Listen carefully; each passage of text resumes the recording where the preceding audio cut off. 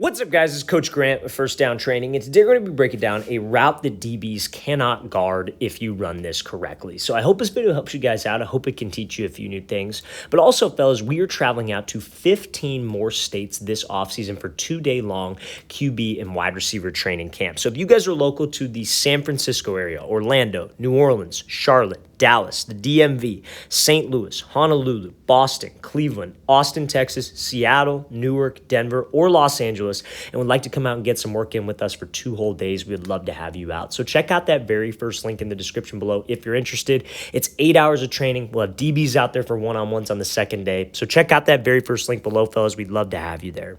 Let's get started. So the route that we're going to be discussing today is a comeback route. How you can run a perfect comeback route that is unguardable. So let's watch this full speed. So this is a comeback against inside shade press. So we're really going to get into the details of this route. So top to bottom on a comeback route, I feel it is unguardable because if you're running a comeback and it's 15 yards downfield, 15 back to 12, maybe some guys run it 18 back to 15, 12 back to 10. There's a certain point where every single DB has to think that it's a fade route, especially if you're running this route at 15 yards. There are not too many routes that wide receivers and offenses run past 12 yards. So if you get to that 15-yard point and you're selling the route and you're being able to sell vertical, that can get you a lot of separation. And that's the first thing that it comes down to. So whether you're going up against man, right, where this DB's inside shade, or whether it's off coverage, whether it's zone, you have to make him think it's a fade. Everything has to look like a fade until it's not a fade. Right? So when we come off the ball, obviously what he's going to do, Richie James here, he's going to attack his leverage inside, DB's inside leverage, and we have an outside route. So I can't just take off and go run the route because he'll get hands and squeeze me to the sideline. You have to give yourself space to be able to accelerate out of the break, but we'll get to that. So what he does here is he attacks his leverage and he takes the outside release. Now, when you take this outside release, it is so important that you're doing 3 things. You have good pad level, you're running in full stride, and you're running in full speed. So what do I mean by pad level? I mean that you're not raising up, you're not running tall, you're actually in an explosive, like I call it a forward lean position. The analogy I tell my wide receivers is pretend like you got a sled behind you. You guys have probably all seen those speed sleds, and you are pulling some weight. When you're running with a sled, you're not running with your chest straight up in the air. You are pulling some weight behind you. So that's what I mean by pad level. Because what a lot of wide receivers will do is right before this break point where they drop their hips into a comeback is that they will raise up. They'll be running here. Maybe they're trying to peek back to the quarterback to self-fade, but their chest rises. And I'm not saying that you have to run like hunched over either. I'm not saying that your chest needs to be parallel to the ground, but we just can't have a change in pad level. Hell, you could maybe even run a little bit higher than this if you would like, if that's comfortable and that helps you open up your stride. We just can't change my pad level. I just can't get to this break point and then gear up and raise up before I break down. We have to be able to break down and trust my hips, not use my upper half to load up, if you will. Another mistake that wide receivers will make is before they snap down on this comeback, they will swing one of these 2 arms up. They'll raise it up so they slam all their weight down, which is the second part of a comeback that we're going to talk about in a second. But all of those things, that pad level, it's called an indicator. If you give the DB an indicator on a comeback, he can lock it up. If you don't give him an indicator and everything looks the exact same 15 yards downfield, this is an unguardable route. I get this question asked a lot, like, hey, coach, what's your favorite route? It's always going to be comeback because I feel like if you do everything correctly, this DB has no chance. So now we talked about speed. So what do I mean by speed? I mean actually running hard. I mean actually having speed into the break point. Now that's where this route gets a little bit tricky because guys aren't comfortable cutting on a dime when they are running full speed. But that's something that can be trained. That's something that can be worked on. So you see how Richie James going into this break point, he's running full speed. There's no change in speed. Because trust me, fellas, when a DB's in man coverage hip to hip with you like this, or even when he is off, he is always trying to play your speed. He's always trying to get a gauge for your speed. This is why you see wide receivers, sometimes they'll change up tempo. They'll do like a little skip or a hesitation, then they accelerate. Just to throw a monkey wrench into that DB's kind of a feel-out process, if you will. But if you're running this comeback and you're running hard and you don't have an indicator with your pad level, that is extremely, extremely tough. That's why DB is one of the hardest positions on the field, because if you're doing things correctly, they will not be able to react. Now, last but not least, before we get to the break point, because the break point is one of the most important parts of this. Leading into the break, so many wide receivers, they'll run fast, they'll have a good pad level, but right before the break point, they take choppy steps. Now, I posted a video, this is hilarious, because I posted a video a while ago where I was saying that receivers shouldn't take choppy steps. And everybody was saying, oh, well, if you could just take choppy steps on a double move, you're wrong. You could take choppy steps and then go run a fade and get that DB to settle. Well, if you have a predetermined comeback route, why would you change the route mid-play? You can't change the route mid-play because you're not on the same page as the quarterback. So you have to, when you're running a route that's anything but a fade, anything but a double move route, you got to maintain your stride. Because the second you start to shorten your stride, this is why people will shorten their stride on a double move, a DB is going to sit. He will not bite. He will no longer think it's a fade when your strides aren't running a fade, when your strides aren't going fade. When people run a fade, they're running full stride. They're trying to like almost chase down a ball. That's how you have to think about it. Good pad level, good speed, and a realistic stride. Okay, so now those three things are what's going to get you open, and those three things are the reason why a lot of people don't get open, because then they do that, but they're not comfortable at this break point. They're not comfortable dropping their hips violently. So leading into the break, they will have one of those indicators. They'll raise up, they'll slow down, they'll chop their steps, because quite frankly, it's easier to make a break when you're not running full speed. You guys could do it right now. You could run half speed and snap down in one step and get out of a route, but you're not running full speed. So you have to be able to drop your hips violently. It's a violent change of direction that does not give this DB time to recover. So when I'm going up into a route and I'm running full speed, so many guys, what they'll do is they have a slow sink of their hips. They sink their hips. They don't snap with their hips. So they'll have a slow sink. So instead of him snapping down right now and getting low, receivers will gradually get to this position. But when you start dropping your hips, you automatically start to slow down, but it's not a sharp cut. It's not a cut where you're breaking on a dime, getting out. It's a long break process. So when you drop and it's slow, DB has more time to recover to it. It has got to be this violent drop when you are doing all those things correctly. So if you could do all those things correctly and drop violently and you don't have a big drift on the route, let's see where he makes this break. He's snapping down about here, I would say, at like the, I don't know, this is like maybe the what? There's like around the 45, I guess you could say, and he doesn't drift too far past, right? He stays at about the 45-yard line. That is where that DB doesn't have time to commit, and that is because he is dropping violently.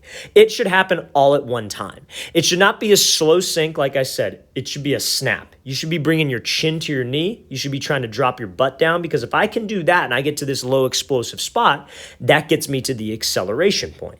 So this is the whole reason that we talked about attacking leverage in the very beginning of this, because you have to set yourself up for that acceleration point of the route. We can get separation all day long, but I have to be able to keep separation. So that's phase one and phase two, selling vertical and then being able to drop on a dime. That's how you make yourself unguardable, but you still got to finish, or else this DB will have time, because DBs work on recovery speed.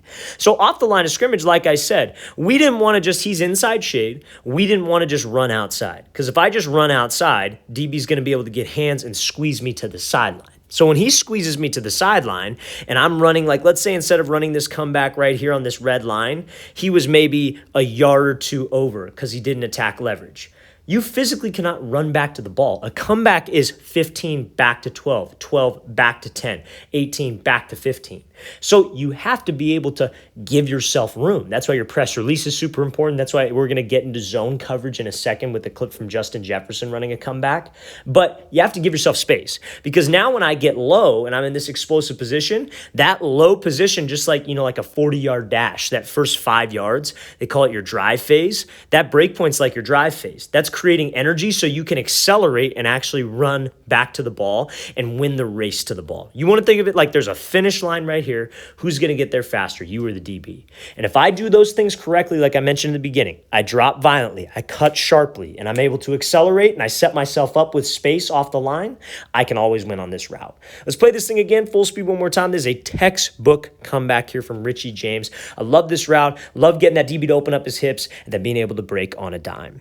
Okay, so now this last example here, I include this just because I include this just because we have outside shade zone coverage. You know what I mean? So if I got outside shade zone coverage, people always ask me, how do I run a comeback against this? Because obviously I'm running this comeback right into his like zone, if you will.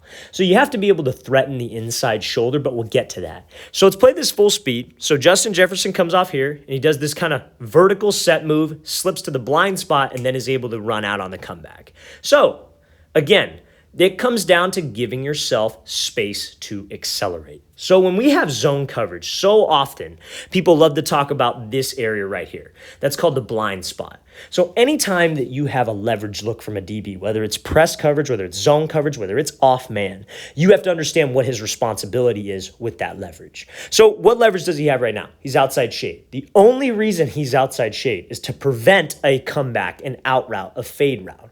So that's kind of a problem, right? When I actually have to run a comeback. So to get separation, we need to make sure that I give myself enough space to accelerate, but also I'm getting him to move off the platform a little bit to create some separation. And that comes down to your stem. So you see how Jefferson, he doesn't go straight to the blind spot. Because if you go straight to the DB's leverage, what's he going to do? He's going to keep his leverage. His whole responsibility is to not let anybody get outside. So if you show your hand too early, like in a card game, you show your hand too early and you just run right to his blind spot, he's just going to widen. And when he widens and squeezes you to the sideline, you have no space to run your comeback. So you have to threaten him inside shoulder. So Jefferson's just going at him. He's just trying to step on his toes. He's closing the space, and he gives that head fake, that like rocker step, vertical set, however you want to think of it, inside to sell like maybe we're running a post. If he doesn't have any threats to his zone, it's almost like this is man coverage. We threaten him to the inside. He can move off that platform a little bit inside, and then I could slip to the blind spot, make this look like a fade route, and now I could snap down and run my comeback. But I have plenty of space to recover. Because again, he doesn't have a bunch of separation right here. He didn't break this guy's ankles. But because of the stem, and we got his leverage to move inside a little bit, we didn't show my hand too early, I set myself up to where I made this break, and he's got plenty of space to run out and go win that race to the ball. That is a textbook comeback there against outside shade zone. Now, another thing that you could maybe do against outside shade zone, something that I like to teach a lot of, is instead of going at him, head fake inside, then slipping blind spot, I'll teach my guys to just go right at his inside shoulder. Try to get him to really open up with it and then snap down and run. But the same things apply. We have to sell vertical. We can't have any indicators. We have to run in full stride, full speed, and I need that violent hip drop to make a sharp cut. Because if you do this type of route, like let's say, for example, Jefferson did this and he breaks down, but he's not dropping his butt, bringing his chin to his knee like he does, and he starts to drift upfield with the slow sink of his hips, guess what that DB is going to do? If he doesn't make this sharp cut right here and he makes it 2 yards up because his hip drop wasn't violent, he didn't get low enough, DB is right on his hip. No matter how hard we accelerate out, that DB will be right on me. So make sure we know how to run this route against specific leverage looks, fellas, and make sure we know the technique behind it. That is how you can be unguardable on this route. They cannot stop a comeback if we do it correctly and we know how to run it. Let's play at full speed. Great job by Jefferson, threatening inside, then getting to the blind spot and giving himself space to accelerate out. All right, fellas, I really want to thank you for watching. I really appreciate it. If you guys have any questions at all, don't hesitate to leave those in the comment section below. Always appreciate the feedback. It's always great to hear from you guys as usual. And again, fellas, we are coming out to 15 more states this offseason for 2-day long QB and wide receiver camps. So if you're local to one of our 15 cities that we're traveling to, check out that very first link in the description below. I'll see you guys next time.